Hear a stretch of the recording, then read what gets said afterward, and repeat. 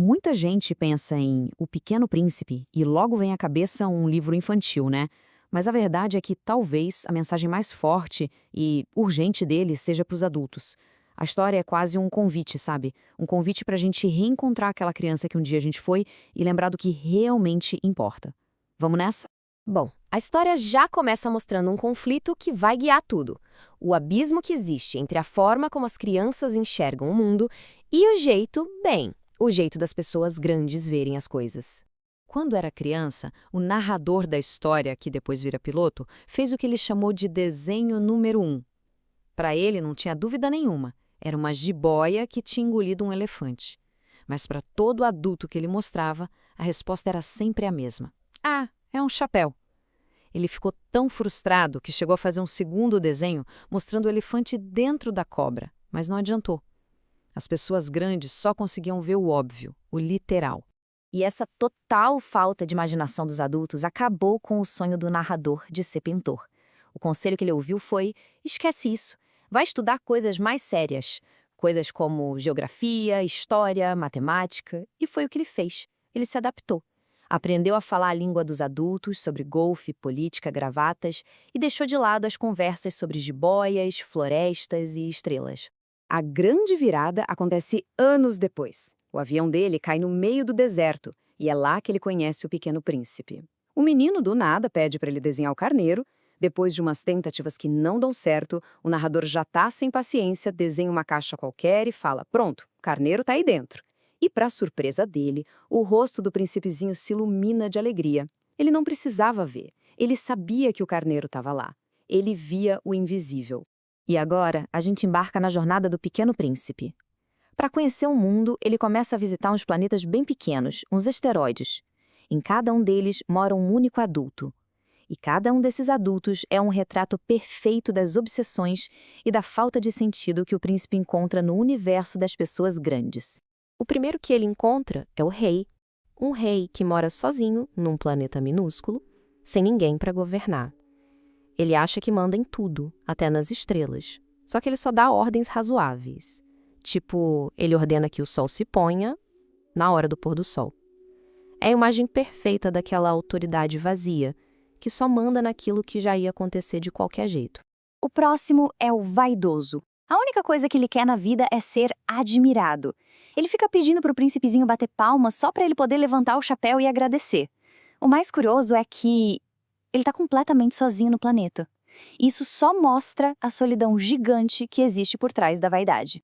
Seguindo viagem, ele chega no planeta do homem de negócios. O cara tá mas tão ocupado que mal percebe que o príncipe chegou. E o que ele tanto faz? Fica contando sem parar esse número aí, 501.622.731. E o que ele tá contando? As estrelas. Ele diz que é dono delas. E por quê? Simplesmente porque ele foi o primeiro a ter a ideia de ser dono delas. O príncipezinho, claro, não entende. De que adianta ser dono de algo que não se pode usar? Para o homem de negócios, possuir é só isso, administrar números. Não tem beleza, não tem alegria, é só um trabalho. E a cada visita, a conclusão do Pequeno Príncipe é mais ou menos a mesma. O mundo dos adultos, com todas as suas preocupações sérias, para ele parece totalmente bizarro, sem lógica nenhuma. Eles se preocupam com números, poder, admiração, mas esquecem do que tem valor de verdade. Agora a gente chega no momento que é talvez o coração de toda a história.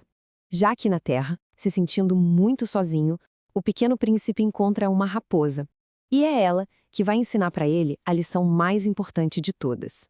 O príncipe chama a raposa para brincar, mas ela diz que não pode. Por quê? Porque ela ainda não foi cativada. E ela explica o que isso significa. Cativar é criar laços. Sem esse laço, o príncipe é só mais um garoto no meio de milhares, e ela é só mais uma raposa no meio de milhares. Mas se eles criarem esse laço, um se torna único para o outro no mundo inteiro. A raposa explica que para criar um laço de verdade é preciso um rito. Não é algo que acontece de uma hora para outra. Precisa de paciência, de tempo, de um ritual. Ela diz: se tu vens a qualquer hora, nunca saberei a hora de preparar o coração. É sobre dar importância ao momento. E aí vem o ponto central. A raposa fala que os homens não têm mais tempo para conhecer nada. Eles simplesmente compram tudo pronto nas lojas. Só que, como não existe loja de amigos, os homens não têm mais amigos. O verdadeiro conhecimento, o carinho, nasce desse processo de cativar. E essa lição da raposa nos leva de volta para o relacionamento mais importante da vida do Pequeno Príncipe. O que ele tem com a sua flor, a sua rosa única, que ficou lá no planeta dele. No começo, o príncipe fica totalmente arrasado quando encontra um jardim com 5.000 rosas iguazinhas a dele. Ele achava que a sua rosa era a única do universo. Mas a conversa com a raposa muda tudo. Ele entende que aquelas 5.000 rosas, por mais lindas que sejam, são vazias para ele. A rosa dele é especial não por ser diferente, mas por causa do tempo que ele dedicou a ela. Foi ela que ele regou, protegeu do vento, ouviu reclamar. E aqui está, claro, a frase mais famosa do livro. O grande segredo que a raposa conta. É muito simples, mas a gente esquece toda hora. O que realmente importa na vida. O amor, a amizade, a beleza de verdade. A gente não consegue ver ou contar. A gente só consegue sentir. E esse segredo vem com uma consequência, uma responsabilidade. Criar laços não é só sobre afeto, é sobre cuidado. O tempo e o amor que ele investiu na rosa dele o tornaram responsável por ela para sempre. E esse é o peso e, ao mesmo tempo, a beleza de qualquer relação verdadeira. E assim a gente chega no fim da jornada, na decisão do príncipe de voltar para o seu planeta. E essa partida ela é muito, muito agridoce. Quando completa 1 ano na Terra, ele marca um encontro com a serpente. Ele explica para o narrador, que agora é seu grande amigo, que o corpo dele é pesado demais para a viagem de volta. Ele precisa deixá-lo para trás, como se fosse uma casca velha. A despedida é sutil, dolorosa e deixa o narrador com uma sensação enorme de perda. Mas o príncipezinho deixa um presente de despedida. Ele diz pro amigo que, como ele vai estar morando numa daquelas estrelas, e rindo, quando o amigo olhar para o céu, vai ser como se todas as estrelas estivessem rindo para ele. As estrelas, que para o homem de negócios eram só números, agora se transformou em milhões de guizos, um símbolo de alegria e da amizade que fica. Anos depois, o narrador ainda carrega uma dúvida que o atormenta. Ele se lembra que esqueceu de desenhar a correia da focinheira do carneiro. E essa pequena pergunta muda absolutamente tudo. Dependendo da resposta, o universo inteiro se transforma de um lugar alegre, cheio de estrelas que riem, num lugar de uma tristeza imensa. E o livro termina com essa imagem. A paisagem vazia do deserto, sob uma única estrela, onde o príncipe apareceu e sumiu.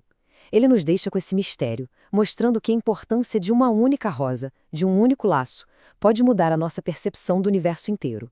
E a pergunta que fica é: será que a gente está prestando atenção no que é essencial, naquilo que os olhos não conseguem ver?